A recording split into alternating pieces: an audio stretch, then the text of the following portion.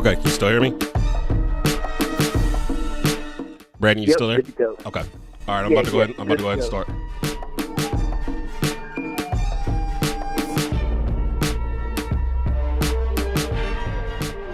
Like to have everybody's attention for a moment. There's a stat. I don't like bringing up stats, but there's one stat about the Panthers. In the world is James Harden better scorer than Michael Jordan? No, he's more creative in that.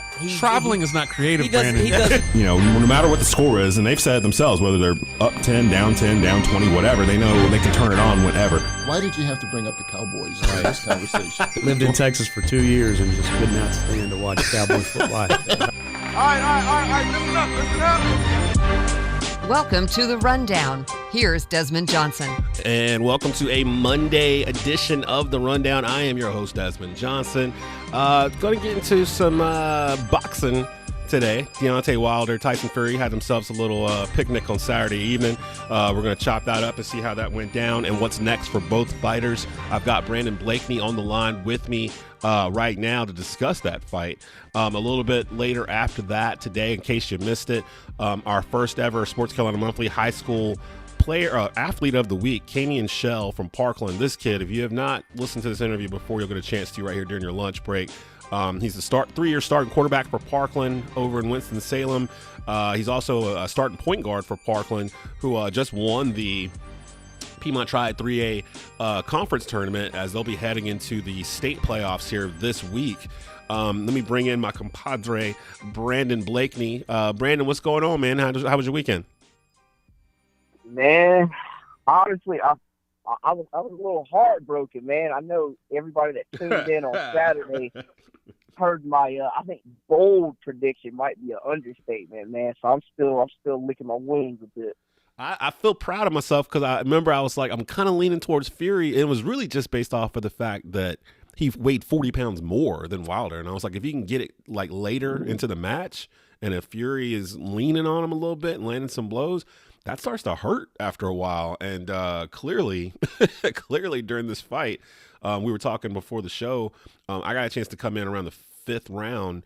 And at that point, Wilder was kind of loose on his feet, I guess is a good way to describe it. Tell me about the because that's a nice way to say it. So you went to the you actually went to a fight party and watched this. Tell me a little bit about the atmosphere surrounding this fight as it began, because to me it felt like the first time in a long time the heavyweight championship fight had like a big fight feel to it, where people that normally aren't even into boxing were aware that this fight was going on. Man, so honestly, man, it just felt like a culture event more than a boxing match. Definitely made the trip down to Charlotte. Shout out to my Foxhall brother, Barry Pandy. Had the ribs and wings on deck. So we did the fight right, man. Took it in, watched the prelims, and then, of course, the main event hit about midnight, which we thought it was a great build-up. Both these guys really are showmen. Wilder got a big personality. He's always in the media. Fury, man, that he reminds me of like the boxing version of Gronk, man. He's just a goofy dude. Yeah. But he's an assassin in that ring. Entrances was dope, man. Wilder, I think, won the entrance battle, and that's where it stopped. He came in looking like he was the next king of Wakanda, a la Michael B. It was crazy. The mask, the music, man. He was all crowned out, dripped out. Looked amazing, and from that moment, at that very moment, I was like, there's no way this guy's losing. You don't come out dressed like a king and, just get obliterated. So intros were good. The fighting started really good. It was a brawl, I'd say, the first couple rounds, but I will say this, the technical, the skill, the intangibles that Fury has, he's superior in that aspect. And he really utilized that, man, to dominate the fight. He set the tone early. I honestly can't say Wilder won any of the rounds. He neutralized them with the jab early. And, man, he just had Wilder off balance. Wilder, I'm not going to make any excuses. I've heard a lot about the weight. And, people saying that, it might have wore him down a little bit as far as, him being a bit heavier. But, honestly, I don't care if he came in there 215, 315, 115. I don't think he was coming away with that one, man. He just got outboxed, flat out. And that's what I've been hearing too, because like I said, I came in around the 5th round, so I missed the opening rounds. But from every indication, I mean, at that point, Fury had busted my dude's ear. Apparently, he had a I thought it was like a busted eardrum or something, but I heard this morning that actually he had like a 2-inch cut or something inside of his ear. It took like 7 stitches to clear up or to patch up for Deontay Wilder, and clearly was affecting his equilibrium because he was kind of wobbling everywhere. Now Fury was landing everything. It felt like when I started watching it, he was pretty much doing whatever he wanted to. Real quick, he was owning the ring, man. Yeah, was. Fury talked about that too. He talked about, and I've got the audio here, courtesy of ESPN, how he felt like he dominated Wilder during the match. We did everything that I did in the ring tonight. We practiced in the gym, setting up off the jab and landing the detonation right hand. And Deontay Wilder's a very tough guy. He took a lot of good rights. And I think they done the right thing because it was only a matter of time before he got severely hurt. He was very tired in there. That's kind of crazy that Fury's talking about how, and announcers were saying it too, that, they almost were saying it got to a point where they were worried about Wilder's actual safety, which none of us really even talked about previewing this fight. But they felt like, it felt like they were legit concerned that something bad could happen to Deontay Wilder physically if the match continued on. Oh, truthfully, I know at the end when they called it, he really was upset. And I think I'm not going to say they made the right decision, but I won't say right or wrong, but I think that they made the best decision they thought was the most responsible one looking.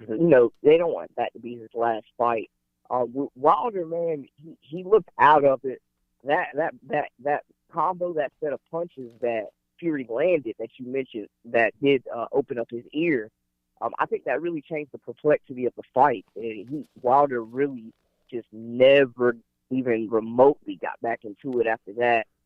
Just momentum was stolen. He just really, I think he took the crowd with him as well. Fury did, and I don't think Wilder was expecting that, man. Like, he's not a guy that's used to having his back on the mat once. So multiple times, Fury, man, just like you said, landing a lot of punches. Combos were smooth.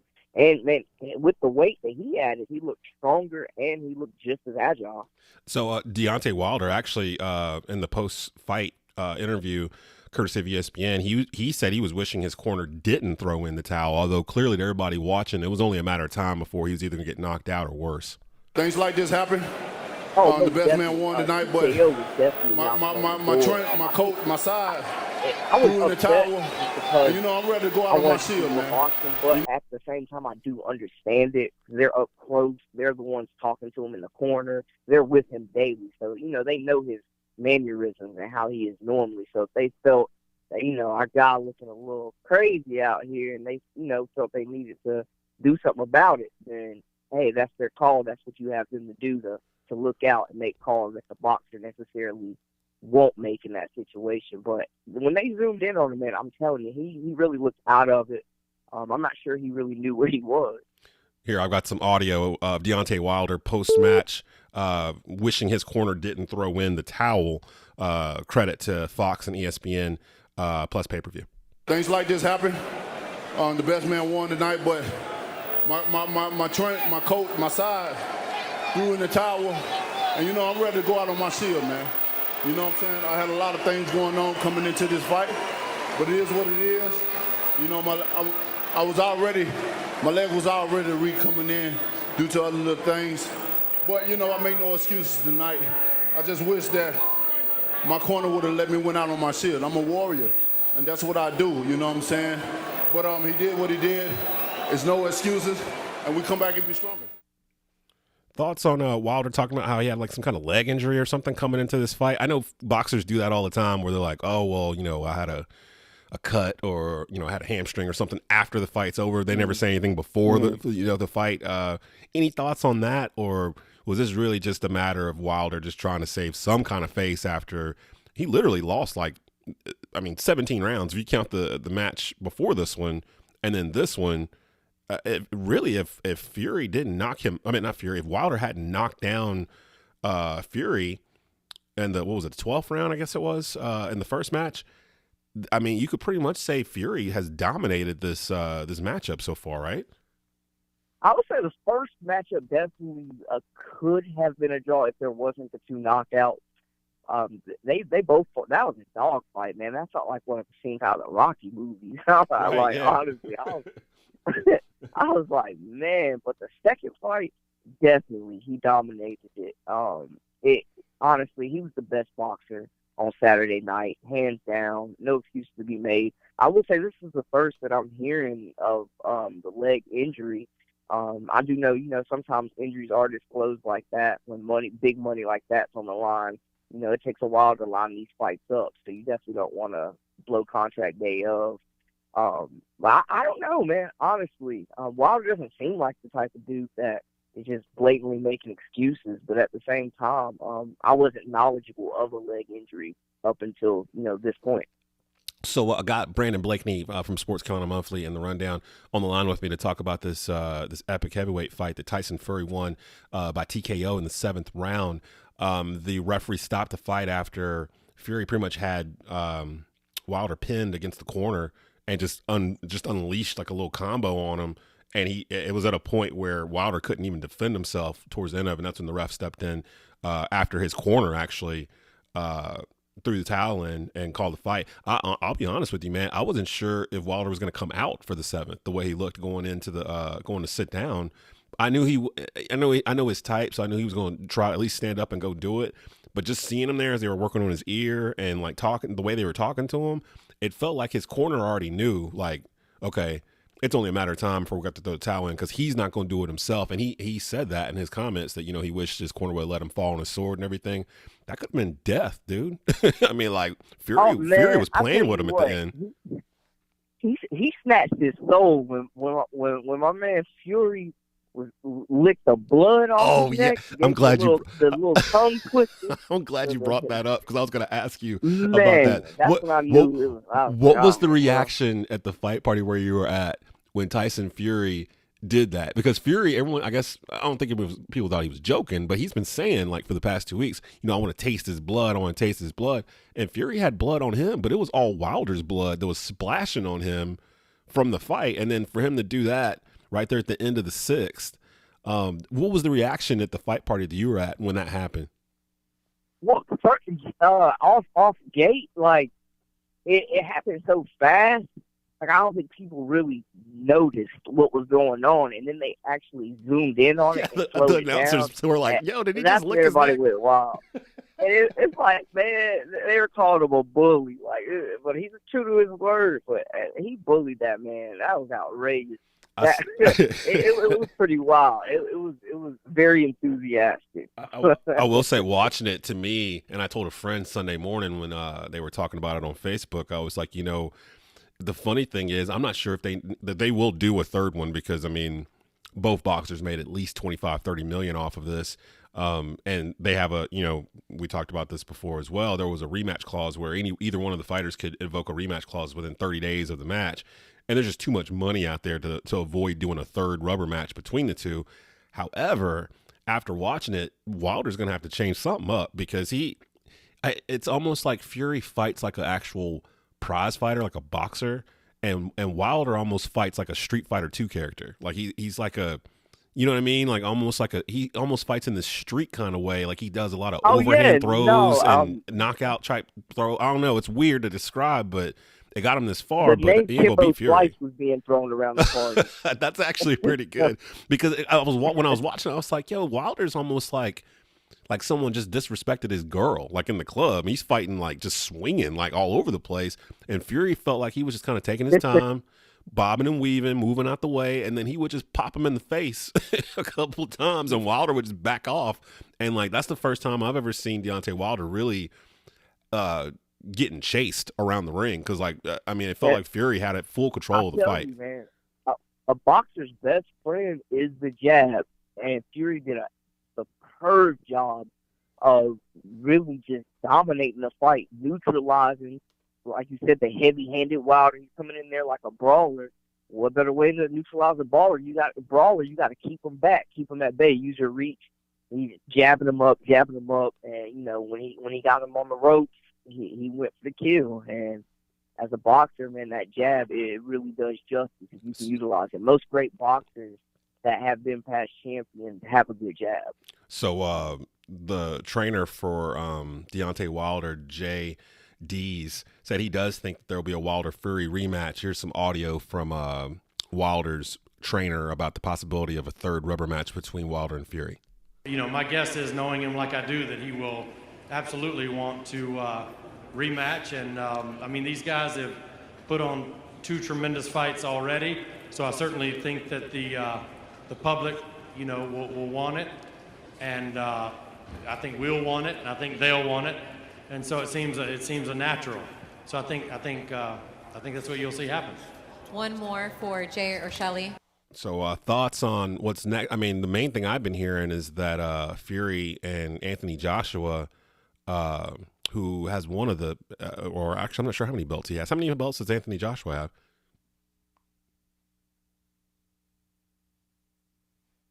Anthony Joshua right now has 1 belt, I believe. Do you know which one it is? I should have looked this up. I know he's got one. I know they were talking about unify. This would be like a almost like a unification I think bout. he has the international. What, say again? From what I've been hearing, people have been saying if Fury fights Joshua, it'd be almost like a unification type bout because the belts haven't been unified in years, and that seems to be the next money matchup would be Fury versus Joshua. And then I was hearing a good thing for Deontay Wilder would be not to step back into a fight with Fury because Deontay Wilder's been busy. He's had like 3 heavyweight bouts in like 14 months or something crazy like that. So that's and a lot. I think he should have waited longer to come back, to be honest with you, before this fight. That's one mistake I think he made off gate. You definitely got to give your body time to recuperate, and nobody's fighting 3 fights in 14 months. That's crazy. That's a champion anyway. Right. Like, you don't need the money like that. And right, that's what I'm saying. I was like, wow, what's he trying to prove? And then he, you know, what happened yesterday happened. I'd been hearing that Andy Ruiz would be a good fight for Wilder to come back next, like maybe in around October, and then set up for the winner of Joshua and Fury. Yeah, I mean, I think that Joshua Fury is the most logical. They're both out of the UK. Definitely would be a big draw on either continent, either country, either continent. I think that'd be a dope fight, man, wherever they decide to have it at.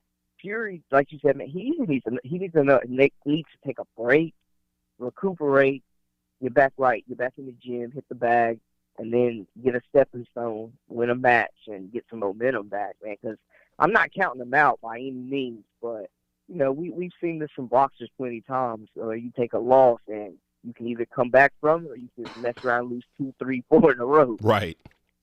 And I don't know who else is out there in the heavyweight division. It's not like it was when I was a kid when you knew, like, man, when I was a kid, like, you knew, like, who the number 5 contender was, who the number 8 contender was. And I mean, you just kind of knew. And one person had, like, all the belts, whether it was Tyson, who unified them, or Holyfield, or Lennox Lewis, or Riddick Bowe, or, you know, that stretch of heavyweight greatness in the late 80s through the 90s. And now it feels kind of like this match might have maybe not put it back on the map per se as like a big thing, but it was a big feel. I mean, like there's a still shot of Fury like taunting Wilder in the ring, and you can see the crowd behind him, and in the crowd behind him, it's like Stephen A. Smith, Triple H. It's like a most random like array of like stars that are sitting in the background in this picture, and I'm sitting there like, where's Waldo? Yeah, it's like Stephen A. Smith and Triple H is like 2 over from him, and like somebody else, I can't remember what it was. Somebody else was like 2 over from Triple H, and there's somebody, I think it was a basketball player that was like a couple. I think it was Draymond Green. He was a couple like front row in front of Stephen A.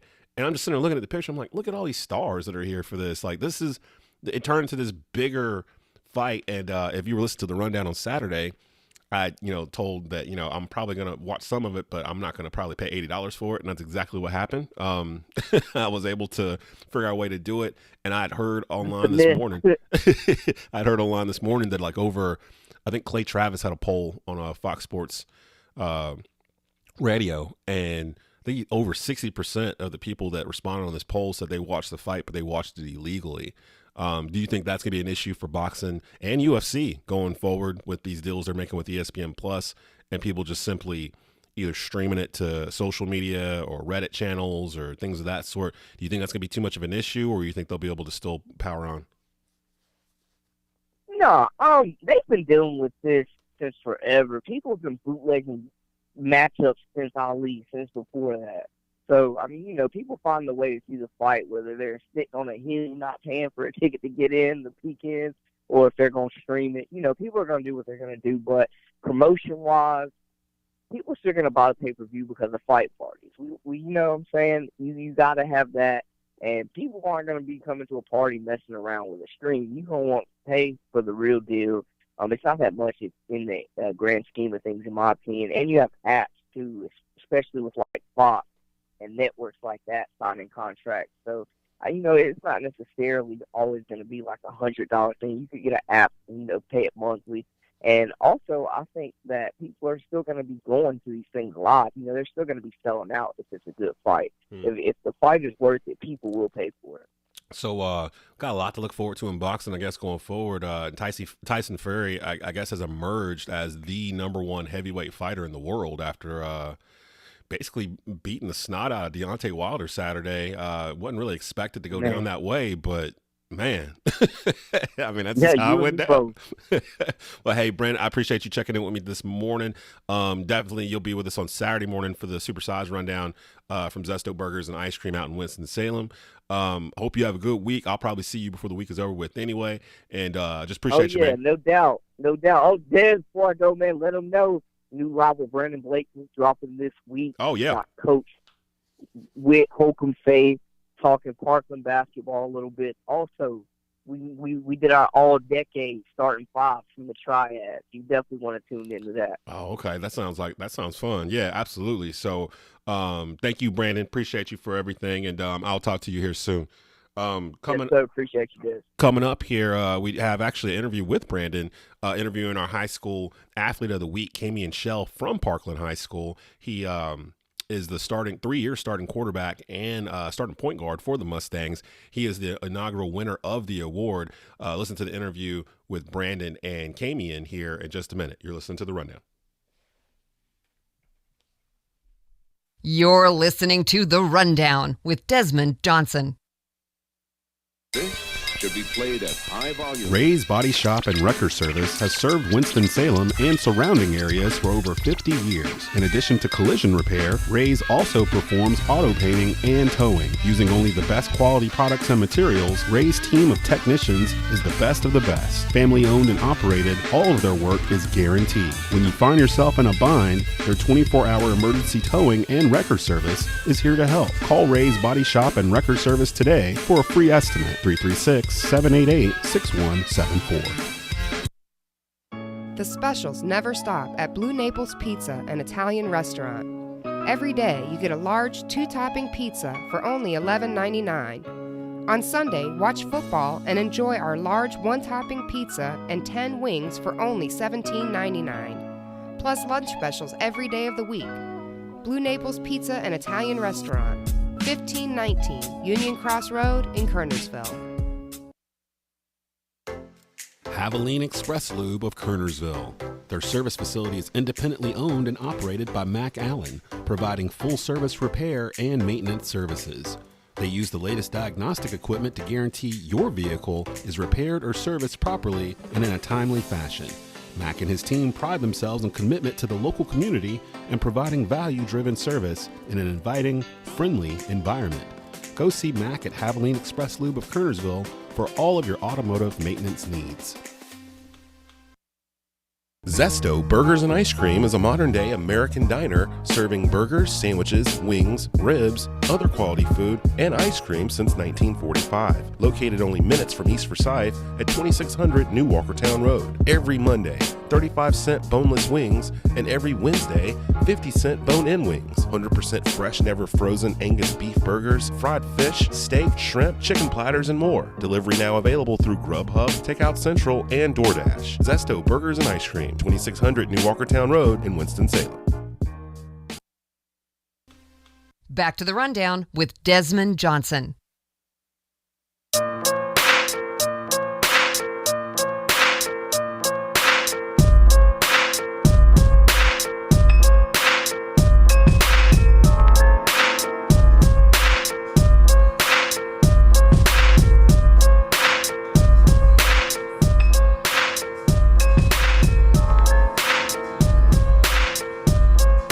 The Sports Carolina Monthly High School Athlete of the Week is brought to you by Haviland Express Lube of Kernersville, a family-owned and operated auto repair service in Kernersville, North Carolina, servicing our local community and surrounding areas for 24 years. Visit Mac Allen and his team at 725 Highway 66 South in Kernersville or call at 336-993-7697. The first Sports Carolina Monthly High School Athlete of the Week is Parkland Junior Camian Shell. He's a 3-year starter at quarterback for the Mustangs and one of the state's best point guards, currently averaging 22.4 points per game, 5.5 assists, 5.5 rebounds, and 5.5 steals a game. 5.5 steals. 5.5 steals. God. So Brandon got big defense. Yeah, man. Like 2 blocks too, but Twitter got that character limit. Right. Me and Brandon went out to Parkland to talk to him on the eve of the 3A, the Piedmont Tri 3A conference tournament, which they won. Which they did win. They beat Mount Tabor for a third time, and Mount Tabor, I think, was ranked number 1 in 3A in the state or something like that. I think they're projected to get the 1 seed in the playoff seeds that just got released that I'm seeing. Oh, wow. Yeah, so we'll talk about those in a second, too. So keep those up because there's a couple teams we're tracking here in the area, Mount Tabor, Parkland, Dudley, Smith. There's a couple teams that got a good chance to win a state championship this year, and we'll talk about that in just a second. But first, let's hear from this week's Sports Carolina Monthly's High School Athlete of the Week, presented by Kernersville Auto Center, Haviland Express Lube on Highway 66 in Kernersville. It's Camian Shell from Parkland. What's up, everybody? It's your boy Brandon Blakeney. We're here on the campus of Parkland Magnet High School, and we are making history today. We have the first ever Sports Carolina Monthly High School Athlete of the Week, Camian Shell, the point guard / quarterback. Camian, appreciate you being on, man, making history. Thank you. So tell us what's going on right now. You guys just picked up a big win last night. This point in the season, y'all are heading into conference play, getting into the postseason. It's crunch time. I always talk to coach, I feel like y'all play y'all best during the tournament time, man. Just speak on the preparation. It's just a lot of focus coming in. Just listen to our coaches on the game plan, just following what they got set for us and going out there and winning. How have you been conducting yourself as a leader? I know the stats don't lie, numbers don't lie, and these guys really count on you on both ends. It's just going out here because I love my brothers, man. I just want to win and just be a leader, come out every night, in and out, just do what I do. What would you describe your game like for guys? I know I've seen it, Des, definitely a true point guard. How would you describe your game to somebody that hadn't seen you play? I'd say fast, defense. I'm getting into you. I want all the steals. Scoring, I can score. Just going out there and leading my team to a victory each and every night. Facts. Camian now, it's really hard over height with you, man. You've been one of my favorite players to watch, leading your team in rebounds, scoring, assists right now. How have you just become such a well-rounded player? Just going out there, preparation in the weight room, off season, getting bigger, stronger, faster, because as you can see, I'm short, so they're going to try to bully me. So and getting faster, because I know some people use my first step as a tool. So Do you come in with a chip on your shoulder? Yeah, each and every night because I feel like I'm overlooked. So each and every night I just come out there with a chip on my shoulder. Speak on that being overlooked, man. You're a 2-sport star. You've been really doing this for 3 years now since your freshman year. You've been a name around town. The recruitment is lacking, man. What's going on? I don't know. Probably height, I guess you could say. But, like you said, numbers don't lie. So, it should be rolling in shortly. What's your mindset going in? What do you need to keep doing? Getting bigger, stronger, and faster, as you can see, and just being the leaders, because I know that's what coaches want to see. Now, y'all have played some big-time talent, and y'all are honestly in one of the toughest conferences with Smith. Tabor's no joke. You guys, how has this conference play been going? And it seems like y'all are Mount Tabor's kryptonite, man. Everybody was saying they was the best in the city. They smacking everybody's head, but y'all done got up on them twice. Yeah, it was just going in there and playing because I coached from Mount Tabor, so he didn't want to lose from his former team. So we was just going out there and playing for our coach. Do you feel like Coach Wittes told me this, but do you feel like you're an extension of Coach Trav out there getting the mission done? Yeah, sometimes, because sometimes they can't hear him, so I got to relate the message. I got to be on everything he do on the sideline because he can't come out there and play for us. What have you seen from your guys out there? How have y'all grown as a team since y'all started back in October, November? We've grown a lot, man. Everybody know what everybody can do, so we coming together even more, and we're gonna be all right. Now, you coming up on your senior year of football after this. Have you thought about picking one sport? Are you looking to maybe play both? Do you favor one over the other? I really like basketball more, but, I mean, I'm going to play both and just see how it come out. How does playing both, translate? I know I've talked to you about this before. How does both translate, man? How does it tie in? Does playing both make you a better player in each one? Yeah, playing both because I know what defenses want to do with me. I know what defenses they in. See, I play quarterback, so I got to know what everybody on the field doing. And just like I play point guard, I got to know what everybody doing, what defense, what they want to do with me. What are you looking for in a program at the next level, ideally? Just feel like home. I just want wherever I go to feel like home. I don't want no distractions, no nothing. I just want to feel like home. What's a successful season in Parkland basketball this year for y'all? You said what is? Yeah. What would be a successful season to you? Winning the states, winning that ring. Yeah. And coming out and winning the conference, winning both. I like to win both. I think y'all definitely got a good chance at doing that. Just going through the motions, how does it help you guys having Coach Witt and Coach Trav, two guys that are legends around the city, have played the game and really know about skill development?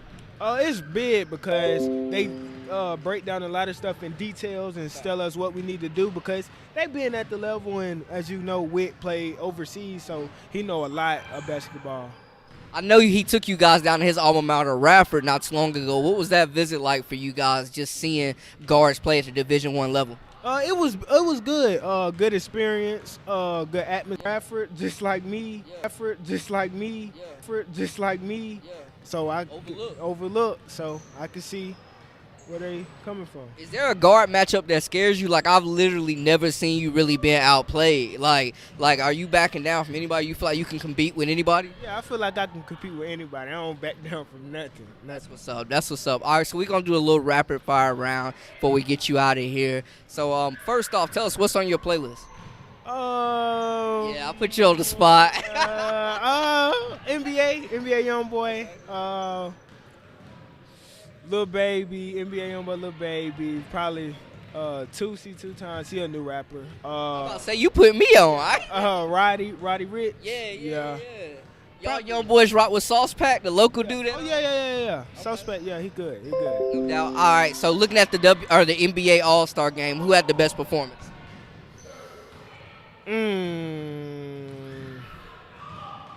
I don't know. What'd you think about the new Elam rule? I like that because it's competitive. Yeah. It's more competitive at the end, which is nobody just go out there and play. Everybody playing hard because they want to win. Who's the best at 2K on y'all's team? Oh, me. Definitely. So everybody would say that? Yeah, everybody. Who's your team in 2K? I put anybody. That's how I know you're a real player then, if you can play with anybody. All right, next up, as far as season goal, what do you want to accomplish individually? I just want to come in and do what I do. I mean, just win. I just want to win. All right, Cam, let them know where they can follow you at on social media and continue to follow your journey. My Instagram is workoutcam_3. My Twitter is Camian_Shell3. Stay locked in. This has been Brandon Blakeney with Camian Shell, our first ever Sports Carolina Monthly High School Athlete of the Week. Y'all stay tuned. So tell us a little bit more about Camian Shell, Brandon, because you have a bit of a work relationship with him. You've known him. You've reported on him. You've actually written articles about him on SportsCarolinaMonthly.com. And I remember me and Rod were looking forward to seeing him during the football season when East Forsyth was going to play Parkland, but he actually sat out that game, and he didn't really give me a reason why he didn't play in that game. But we didn't get a chance to see him. I saw him the year prior, I guess as a sophomore. I didn't realize he was a junior until we walked into the gym this week. So he's got another year. Got a whole other season left. So tell us a little bit about him in terms of what he is, because he's electric as a quarterback. But he told us kind of off camera that he kind of prefers basketball over football. Mm-hmm. But he's like 5'9", 5'10". Maybe he'll grow a couple more inches here over the next year and have a spurt. But Tell us a little bit about Show. For sure, Camian definitely a very explosive athlete, talented on both sides, basketball and football. Really make any throw you need him to on the football field. Throws it really well on the run, very elusive in the pocket. Same way on the basketball court, man. Crazy first step. Controls the pace of the game. You know, he can run your team. If you need him to get you a 30 ball, he can score you 30. If you need him to go out there and get 10 assists, he'll do that. Currently leading Parkland in rebounds, assists, and points per game right now. And he's leading in all 3 categories? He is, and steals. And he's been doing this for 3 years now. I see him on the AAU circuit. He's played against a lot of players that are nationally ranked way higher than him that have scholarship offers, and Camian always looks like he belongs. He's been in the Phenom Hoops top 80 camp. I've seen him compete well there, which is probably the most prestigious basketball camp in North Carolina. A lot of pros have come through there. Camian just performs, man. He's an absolute gamer. 5'10", he doesn't have the above the rim. You know, he's not going to dunk on you. He's not a mixtape type player. Camian's the type of kid where you got to go and see him in person, see how he controls the game. He'll make guys around him better. And like we said last night, as we saw, defeated Tabor, who was number 1 in 3A. Only teams they've lost to is Parkland this year. Camian game-winning layup. Just continues to perform, man. And I'm telling you right now, any college around North Carolina, especially at the D2 level, Winston State, the North Carolina A&Ts of the world, the Elons of the world, you know, all these regional schools need to wake up and really look at this guy, because he's going to be a gem at the next level. And he may end up getting some guys fired for not banking on him, to be honest with you. Wow, that's serious. And I watched, shout out to Game of Inches, because they have a really good highlight type program, and they've been following high school basketball in the area all season long. So anytime I want to see something with Cam, they were there the other night. So I saw him splitting the defense, getting in the paint. He had that layup to win the game. I mean, he's really good. Plus, I like his personality. I like how as a kid he was very self-aware of who he is. Yeah. And you can kind of tell that with some of these high school kids right from the very jump, if they're shy or if they'll talk. And he clearly had a rapport with Brandon, so they were very comfortable with each other to me. Yeah, and he's a great kid. Camian comes from a good family. Team Winston AAU, they're all family over there with me. Have met his parents, great people. And Camian's just a good dude, man, and a leader. He's a guy that you won't have to worry about being a knucklehead off the floor. Yeah, that's important in today's sports arena, man. That's one of the things that coaches are saying that they're recruiting more of now. You know, that kid who is not only a great athlete, but also great off of the court. Because, you know, when these guys and college coaches, they're recruiting, you know what they're doing is no different than dating and marriage. You know, they're dating that kid when they're recruiting them, and they pray that once they come and it's the marriage time, that they're going to get what they got in the dating end. Of course, you know, not all the time it works that way. Usually whenever you're dating somebody, it's great. But then once you marry them, you're like, oh, Lord. You know, and there are those cases where you say, hey, I dated this person, it was a great person, and I'm getting exactly the date inside of the marriage. And that's what a lot of these coaches hope for. So as long as he can continue to do that, oh, man, best of luck to this young man. Yeah, I mean, speaking on the recruitment, like you said, coaches a lot of time are looking at the person, looking at social media since it's so big nowadays. He's a kid that's really not active on social media either, so you really don't have to worry about him posting anything stupid. I think that was a great point to hit on, Rob. That's good. So you said the rankings just came out for high school basketball? Yeah. The playoff so season? they're projections from high school OT just projecting. Parkland, I mean, I saw But see, I'm curious to see where Parkland lands, because they've beat the number 1 team in 3A like three times, right? High school OT is projecting that that Mount Tabor will get the 1 seed in the West. They're projecting that I think Parkland's going to be a 14 seed. A 14 seed? Yeah, and Smith, I think, a 9th seed. Wow. So, I mean, they're rewarding people in that conference, but it seems like they're kind of stiffing Parkland once again. And the guys have been really vocal about that. I mean, I don't see how they're pitted to potentially play Southwest Randolph.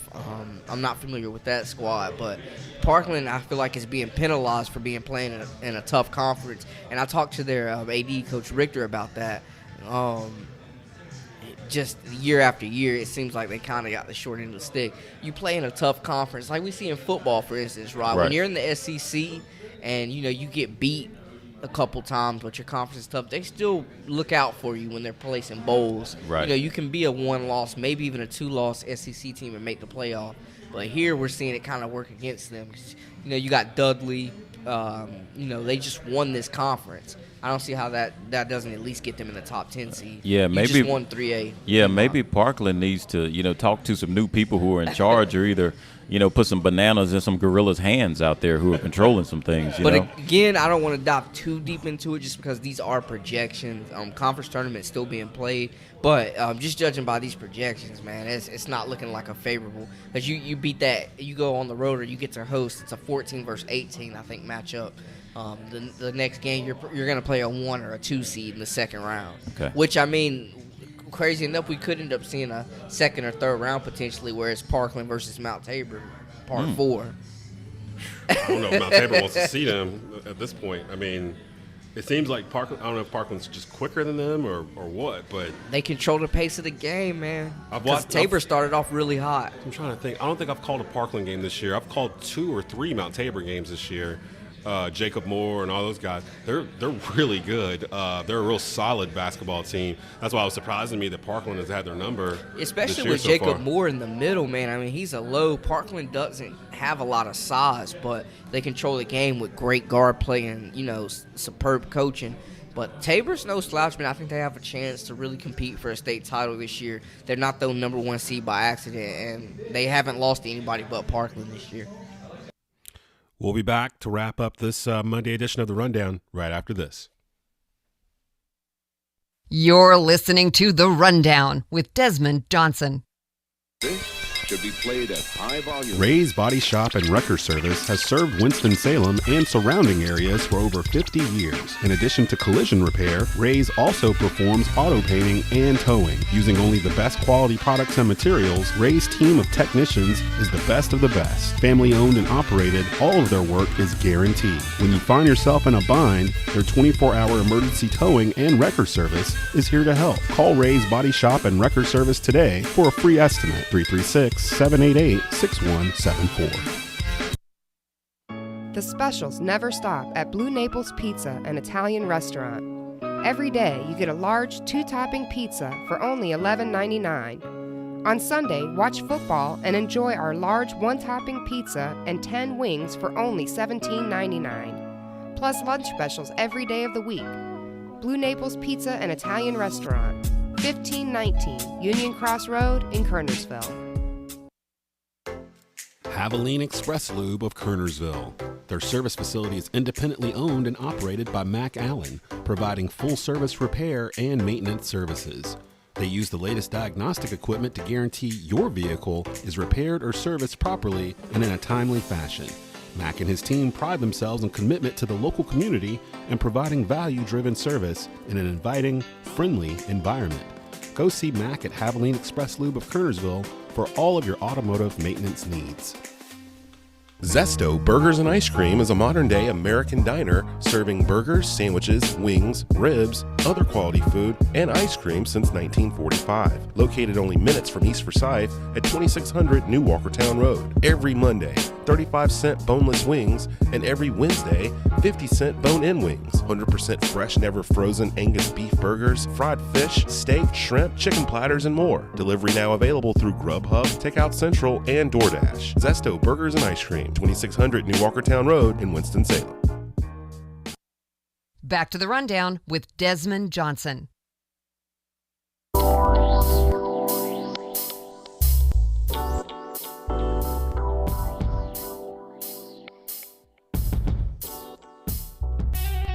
That's your Monday edition of The Rundown. I am Desmond Johnson. You can catch us Wednesday live at 12 noon. John Oshevsky, a.k.a. Johnny O, will be in the house talking about Zion Williamson. The Pelicans have a Tuesday contest against the Los Angeles Lakers. We'll be chopping that up, as well as if you could choose 3 athletes, past, present, alive or dead, to have a foursome dinner with, who would you choose? I asked Brandon and Rod Funderburk that question, and we'll talk about that on Wednesday as well. I give a shout out to our sponsors, for the show today. Haviland Express Lube over in Kernersville, the Kernersville Auto Center over on Highway 66. Ray's Body Shop and Wrecker Service in Winston-Salem.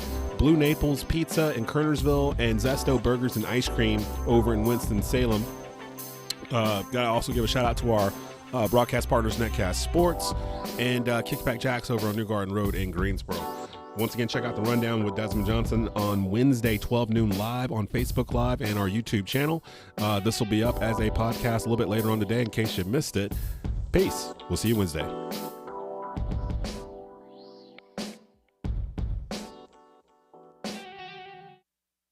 You're listening to The Rundown with Desmond Johnson.